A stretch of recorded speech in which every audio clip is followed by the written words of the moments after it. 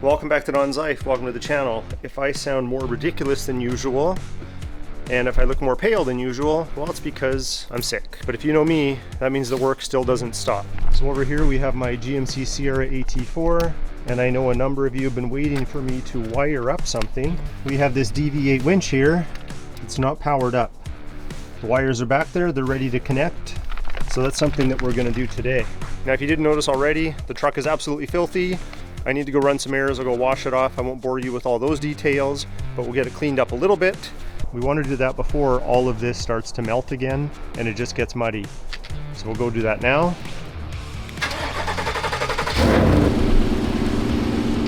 Warm her up a little bit. Let's go.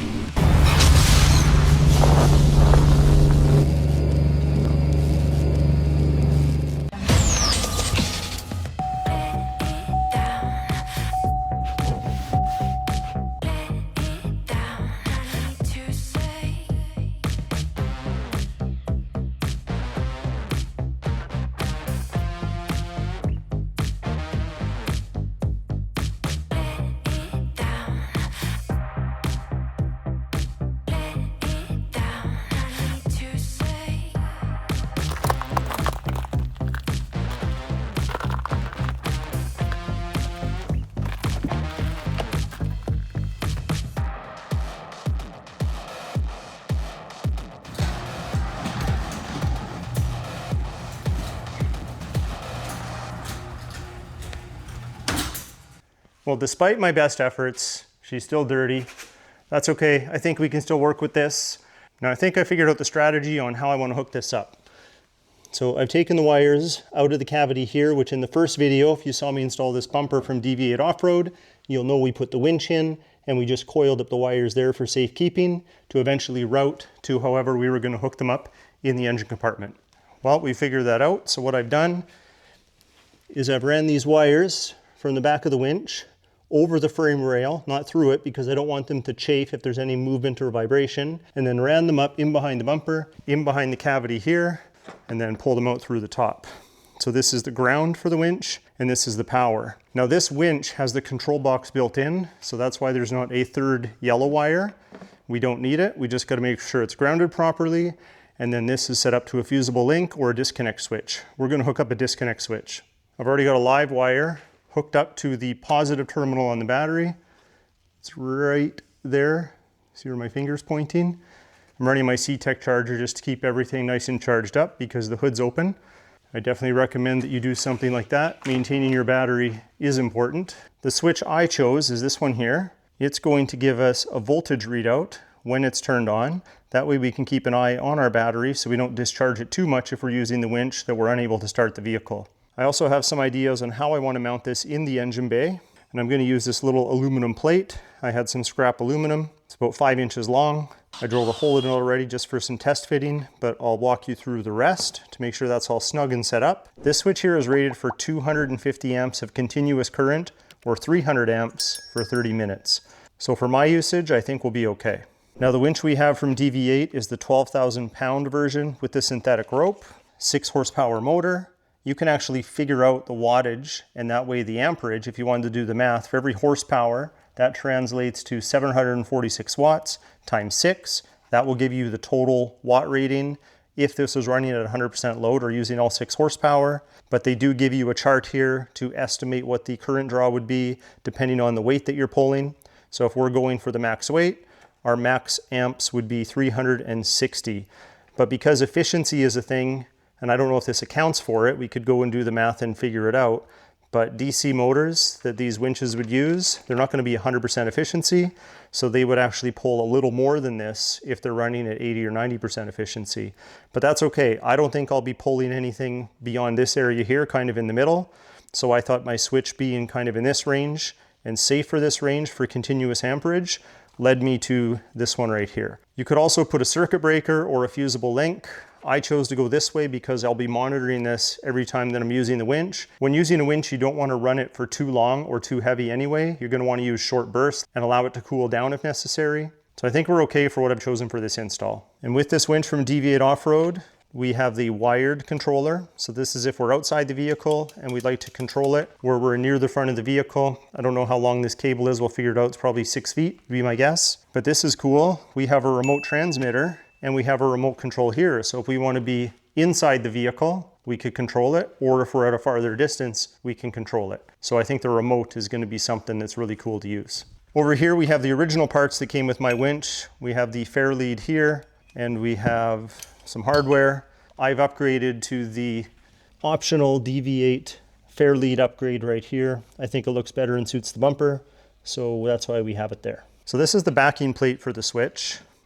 They mate together like that. You can also fit these little side panels in here, which I think is really cool because that way we can keep sides closed and sealed that we don't want exposed depending on how we run the wires. So I've kind of figured a bunch of this out and I'll show you what we're going to do. So I've decided I'm going to put my switch right here. I think it fits in nice there. When I stand here and turn it, the voltage will read this way, so it's not going to read upside down. It'll say how many volts, right like that. You'll see when we get it hooked up. And then this plate is going to be what this is mounted to. So I figured out where we can put this plate under this bolt here. That'll make a platform and this will stand on it. So what I'm going to need to do is I'm going to put the plate under here. Going to need to unscrew this. It's already loose because I was test fitting some stuff. That's the boring part for you, so I skipped it. Remember, most of my installs are bolt-on. If I don't have to drill through the body or anything else, I prefer that. So imagine that's there. That'll tighten down nice. And then I will figure out where my switch is going to go. So I actually have to tighten this up fairly firm so it's exactly where it's going to be. So it's going to be something like that. This will go in here, just like that. And then I'm going to drill a little hole here, a little hole here, and then we're going to use aluminum rivets to hold this backing piece on. That way it'll be nice and firm, nice and strong. This brace pushing up against it holds it all here nice and solid. And underneath, you can see the nuts are retained in the plastic. So as long as we put those in first, when we rivet this down, then those nuts will stay in place. So let's get these holes marked and then we can start fitting it all together.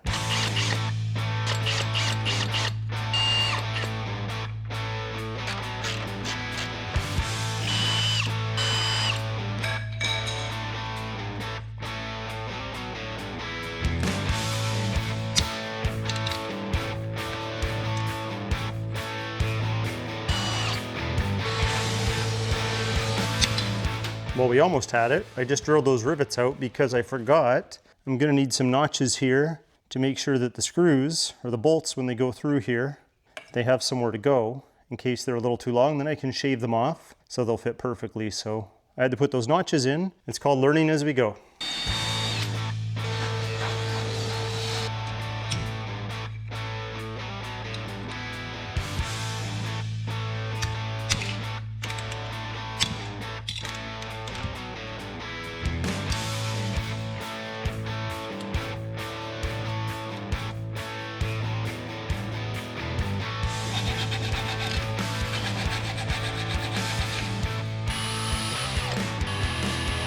Well there, I think this is ready for mounting. I made sure to spin these bolts through these nylon nuts, making sure the threads weren't damaged from my cutting them short. On the other side, they're going to clear. I shouldn't have to cut those ones, but I had to make sure that these didn't go too far down. Remember, I used aluminum, so these aluminum rivets, they clear the terminals on the inside, so we shouldn't short anything out. So now we should be able to take this off, go over there, fit it up, and start connecting everything and try it out.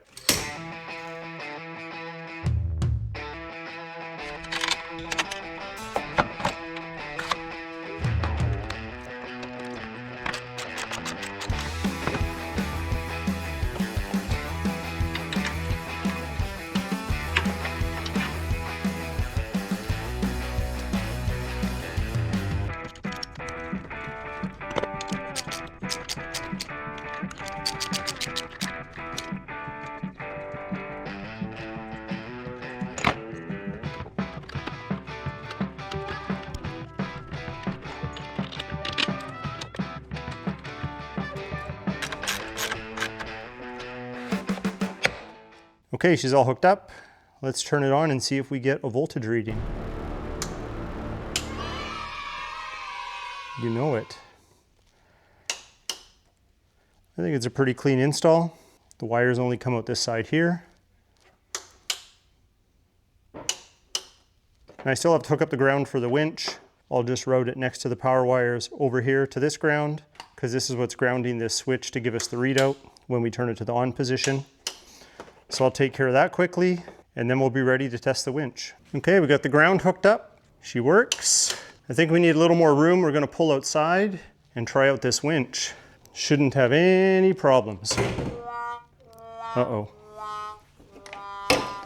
Just kidding, I measured for clearance, we're good.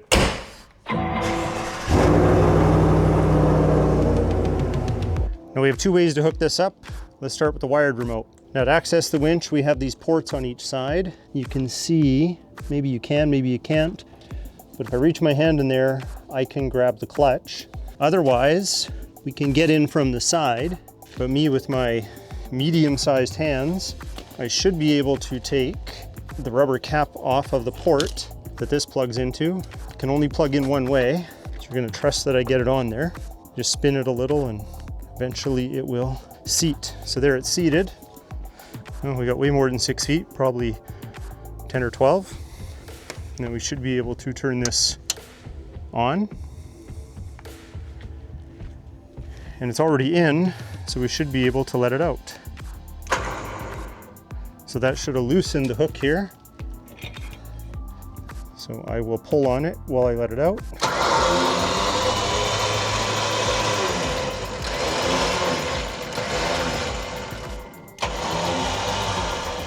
I'm just intermittently touching the button.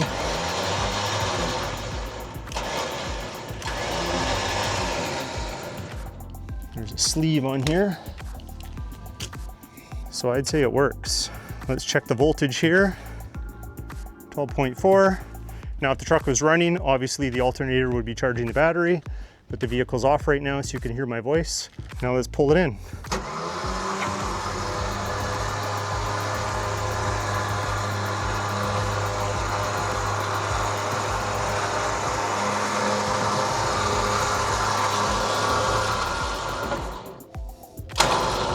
Give it a little bit of slack, line it up, baby press.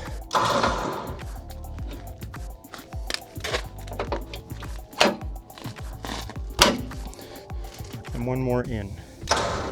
There, nice and snug. Let's try wireless. I believe this goes in just like that. Yep, it's in. Remote.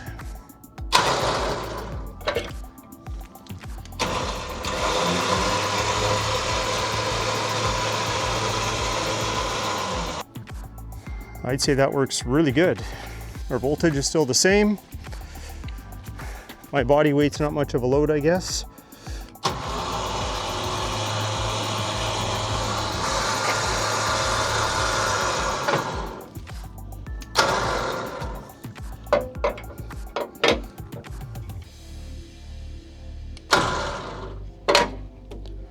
I want it snug. There we go. Success. This will probably fall off if you forget it in there when you're driving, because it's just snug in there with some pressure. It doesn't lock in. I'm just putting the protective cap back on. There, watertight. Now we shut this off. Well, what I think took the longest was mounting the switch, because I had to figure out how I wanted to do it. Again, you could use a circuit breaker, a fusible link. I used an isolator switch that just turns it on or off that can handle the current. I have to say I'm happy with the demonstration, but there's one thing that needs to be done to the winch still that won't be in today's video, and that's that we have to let out most of the line and then wind it up again under tension so it's ready to use when we really need to use it. So I'm not going to do that today. I'll find a tree or a post somewhere and I'll put that in another video, but it's a pretty simple process. I want to thank DV8 for partnering with me to help make this video happen. We definitely have a badass setup. And it's a good thing I have a winch, because I don't have any friends, so if I get stuck, it'll be me helping myself out. Give it one more walk around there, nice and dirty. Some big plans are coming up. It's not gonna look the same, definitely not from this angle. Wraps also gotta come off. Looking pretty good. Don't worry, I got waterproof shoes on. That bumper looks good. So I think that's a good spot to end this video. If you liked it, hit that like button. Please consider subscribing, and we'll talk to you next time.